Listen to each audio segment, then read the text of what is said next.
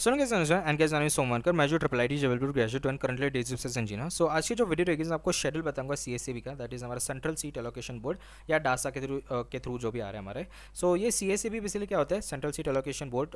Basically इसमें क्या होता है कि जो भी वेकेंट सीट्स बच जाते हैं हमारे ट्रिपल आईटीज़, एनआईटीज़ और जीएफटीआईज में, ठीक है, आईटीज़ की बात नहीं कर रहा हूँ मैं, एनआईटीज़ एनआईटीज़ ट्रिपल आईटीज़ और जीएफटीआईज में, जो कि एनआईटी प्लस सिस्टम्स के नाम से जाना जाता है। तो इसके जो भी वैकेंसीज बच जाते हैं हमारा जोसा राउंड के बाद, तो इसमें वो सेटिस्फाई हो जाता है, ठीक है। सो काफ़ी अच्छी अपॉर्चुनिटी है जिनको भी सीट नहीं मिले आपके ट्रिपल आईटीज़, एनआईटीज़ या जीएफटीएस में, ठीक है, या फिर हो सकता है कि आईटी की एडमिशन किसी ना किसी रीज़न से कैंसिल हो गया हो, ठीक है, होपफुली ना हो, बट अगर हो गया तो आपके पास अपॉर्चुनिटी आप एनआईटी में आप ले सकते हो, एनआईटी या ट्रिपल आईटीज़ में, ठीक है। सो काफ़ी अच्छा अपॉर्चुनिटी है, 90% जो आपको इंस्टीट्यूट अलॉट हो सकते हैं अगर आपकी कंसिडरेबल रैंक है तो, ठीक है। सो मैं शेड्यूल बता देता हूँ फटसन, ठीक है। सो सबसे पहले online request for category restoration, ठीक है। यहाँ पे देखो 24 जुलाई को से आपके शुरू है, आज से शुरू है। सो कैटेगरी रिस्टोरेशन क्या होता है बेसिकली कि मान लो कि आप एससी, एसटी, पीडब्ल्यूडी या फिर ओबीसी वगैरह कैटेगरी, मतलब जो रिजर्व कैटेगरी होते हैं, ठीक है, जनरल कैटेगरी के अलावा, या पीडब्ल्यूडी भी हो। सो उनके कुछ सर्टिफिकेट्स होते हैं। तो मान लो कि कुछ सर्टिफिकेट आपका इनवैलिड हो या कुछ मतलब फेक हो, फेक तो नहीं बोलेगा, कुछ इनवैलिड आ गया हो, कुछ डिस्क्रिपेंसी आ गया हो, ठीक है, जिसकी वजह से आपको जोसा ने जो आपको जनरल कैटेगरी में कन्वर्ट कर दिया हो, ठीक है। सो ऐसे केस में आपको कैटेगरी रिस्टोरेशन कर सकते हो, ठीक है, एंड आप अपने कैटेगरी से भर सकते हो, ठीक है। एंड यहाँ पे कुछ भी क्वेरीज रहेगी तो आपको 26 जुलाई तक आपको सॉल्व करना है वो, ठीक है। लास्ट जो आपका रहेगा 25 जुलाई को, एंड कैटेगरी रजिस्ट्रेशन के जो भी क्वेरीज रहेंगे 26 जुलाई तक आपका रहेगा, ठीक है। इसके बाद कोई कैटेगरी रजिस्ट्रेशन नहीं हो सकता, ठीक है। सो ध्यान से करना जो भी करना है, ठीक है। And display of vacancies after जो राउंड आप देखो 30 जुलाई को जो आपको जो लास्ट जॉब डिस्क्रिपेंस आई मीन जो वैकेंसीज बचे जोसा के बाद, वो आपको 30 जुलाई को देखने को मिल जाएगा, ठीक है।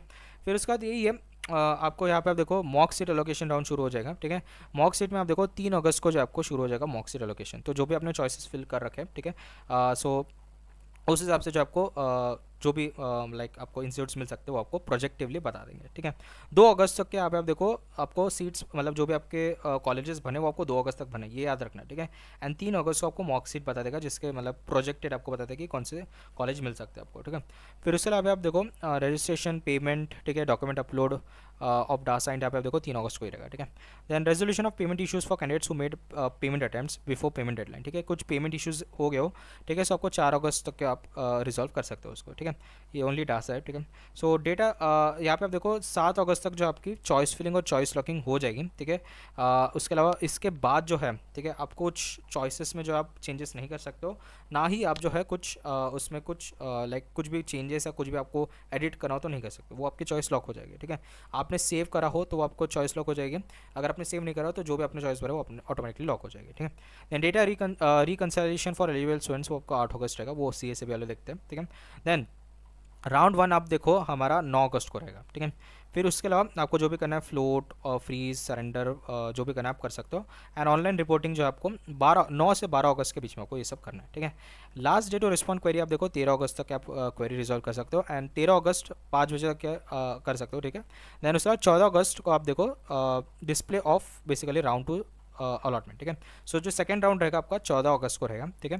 एंड उससे अलावा यहाँ पे आप देखो कुछ जो भी आपको freeze float slide surrender withdraw करना आप कर सकते हो। सो 14 से 16 तारीख के बीच में आपको जो भी ऑनलाइन रिपोर्टिंग या फिर आपको जो भी फ्रीज फ्लोट वगैरह करना है आप कर सकते हो, ठीक है। फिर उसके अलावा देखो last day to respond queries आप देखो 18 अगस्त रहेगा, ठीक है। देन उसके अलावा यहाँ पे आप देखो कुछ पेमेंट का इश्यूज भी आते हैं तो भी आपका 18 अगस्त के पहले आपको करना 5 बजे, ठीक है। राउंड 3 भी है, ठीक है, काफ़ी अच्छी चीज़ है, राउंड 2 तक होता था, राउंड 3 भी है, ठीक है, सी में, ठीक है। सो 19 अगस्त को रहेगा, ठीक है। एंड ऑनलाइन रिपोर्टिंग अगर आप यहाँ पे देखते हो सो आपके 19 to 21 के बीच में आपको करना है, ठीक है। डॉक्यूमेंट वेरिफिकेशन पे आपको करना है ऑनलाइन रिपोर्टिंग में, ठीक है। एंड उसके last day to respond to query आपका 22 अगस्त रहेगा। एंड इवन अगर आपका कुछ पेमेंट में इश्यूज आता है तो 22 अगस्त के पहले सब रिजॉल्व हो जाना चाहिए, ठीक है। देन फिजिकल रिपोर्टिंग रहेगी, physical reporting and allotted institutes by all candidates who have confirmed their seats through DASA CSAB special, और बैलेंस फी पेमेंट रहेगी आपके 20 अगस्त टू 23 अगस्त के बीच में आपको सबको करना है, ठीक है।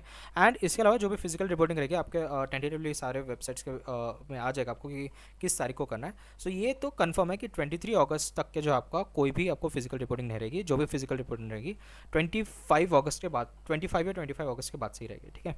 1-2 दिन बाद से ही रहती है, ठीक है, शुरू हो जाएगा, ठीक है। सो ये था आपका शेड्यूल सीएसएबी का, एंड होप आपको जो वीडियो पसंद आई, अगर आपको वीडियो पसंद है so please like share subscribe, मिलते हैं नेक्स्ट वीडियो में, तब तक के लिए टाटा बाय बाय।